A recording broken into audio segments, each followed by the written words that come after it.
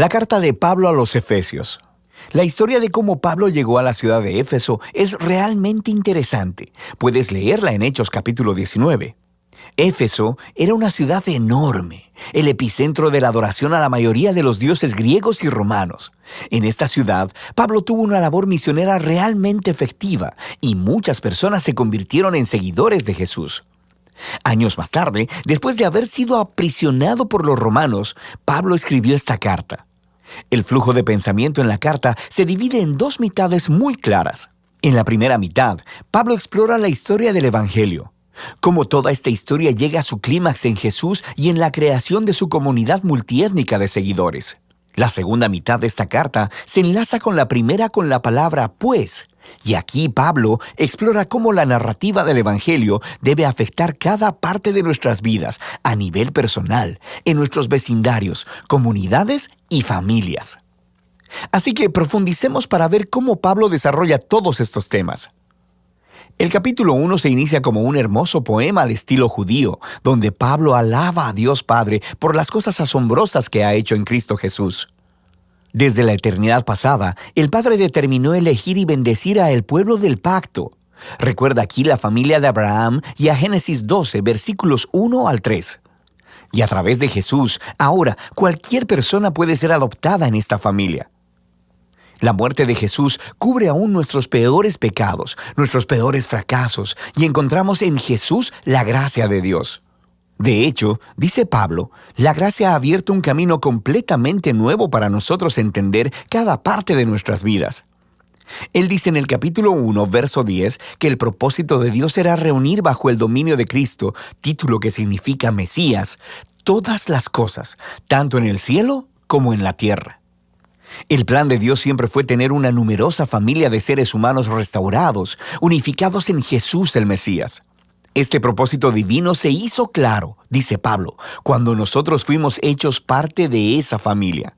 Y aquí, él se refiere a los judíos étnicos de la familia de Abraham, pero luego Pablo habla de cómo ustedes, refiriéndose aquí a los no judíos, escucharon acerca de Jesús, de la salvación a través de él, y fueron hechos parte de esta familia por la obra del Espíritu Santo.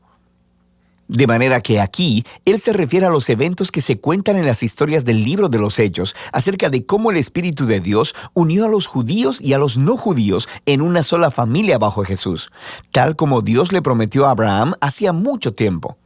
Nota también cómo en este poema, Pablo comienza hablando acerca de Dios Padre, luego acerca de Jesús, el Hijo, y aquí al final está hablando del Espíritu. Las tres personas de la Trinidad trabajan juntas. Es realmente genial cómo Pablo narra el contenido del Evangelio. Después del poema, Pablo responde con una oración. Él ora para que estos seguidores de Jesús no solo conozcan cosas del Evangelio, sino que experimenten su poder de manera personal, para que sean vitalizados por ese mismo poder que levantó a Jesús de los muertos y que lo colocó como la cabeza exaltada de todo el universo. Ahora, en el capítulo 2, Pablo regresa y desarrolla algunas de las ideas principales del poema en el capítulo 1, especialmente acerca de la gracia de Dios y de esta nueva familia multiétnica de Jesús. Él comienza contando de nuevo la historia de cómo estos cristianos no judíos conocieron a Jesús. Antes de escuchar sobre Jesús, estaban físicamente vivos, pero espiritualmente muertos. Estaban atrapados en una vida sin propósito, de egoísmo y de pecado, y además estaban engañados por las oscuras fuerzas espirituales del mal. Pero asombrosamente, Dios en su gran amor y misericordia los salvó, perdonó todos sus pecados y sus vidas a la vida resucitada de Jesús y trayéndolos así también a la vida. Así que ahora, habiendo sido creados como nuevos seres humanos a través de Jesús, ellos tienen el gozo de descubrir toda la dimensión de su nuevo llamado, propósito y de las obras que Dios ha preparado para ellos. A ellos no solo les ha sido mostrada la gracia de Dios, sino que también han sido invitados a formar parte de una nueva familia. Antes de escuchar sobre Jesús, estas personas no judías no solo estaban apartadas de Dios, sino también estaban apartadas de su pueblo del pacto, la familia de Abraham. Y por una razón realmente práctica, los mandamientos del pacto del Sinaí formaban una especie de frontera alrededor de la familia del pacto. Eran como una barrera que mantenía alejadas a la mayoría de las personas no judías. Pero en Jesús, las leyes de la Torá han sido cumplidas y la barrera ha sido removida. Los dos grupos étnicos se han convertido, como dice Pablo, en una nueva humanidad unificada y que pueden vivir juntos y en paz. Así que Pablo continúa en el capítulo 3 maravillándose en el rol especial que pudo desempeñar para esparcir estas buenas nuevas a las personas no judías. Y aunque él está en prisión, le da gracias a Dios por la oportunidad que ha tenido de ver un gran crecimiento de la familia del pacto. Así que Pablo cierra la primera mitad de la carta con otra oración. Esta vez, él ora para que los seguidores de Jesús sean fortalecidos por el Espíritu de Dios para simplemente comprender y conocer el amor que Cristo tiene por su pueblo. La segunda mitad de la carta comienza con Pablo cambiando la marcha y empieza a retar al lector a que responda a la narrativa del Evangelio en la manera en que vive su vida. Así que empieza el capítulo 4 simplemente con la vida diaria de la iglesia. La iglesia es una gran familia, con toda clase de gente diferente, pero él enfatiza que todos ellos son uno, y uno es una palabra clave en este capítulo. Ellos son un cuerpo que está unificado por un espíritu, tienen un Señor, una fe, un bautismo y creen en el mismo Dios. Esta es mucha unidad. Sin embargo, dice Pablo, unidad no es lo mismo que uniformidad. Continúa explicándoles cómo la nueva familia de Jesús consiste de muchas clases de personas diferentes, pero todas son empoderadas por el Espíritu Santo, usando cada una sus talentos especiales y sus pasiones para servir, amarse unos a los otros y así edificar a la iglesia.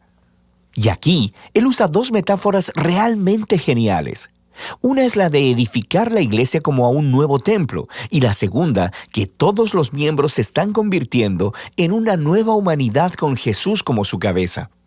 Y esta nueva humanidad es una metáfora que él seguirá desarrollando en los siguientes capítulos. Pablo reta a cada cristiano a despojarse de su vieja humanidad, como si fuera una ropa vieja, y vestirse de la nueva humanidad en la cual la imagen de Dios está siendo restaurada.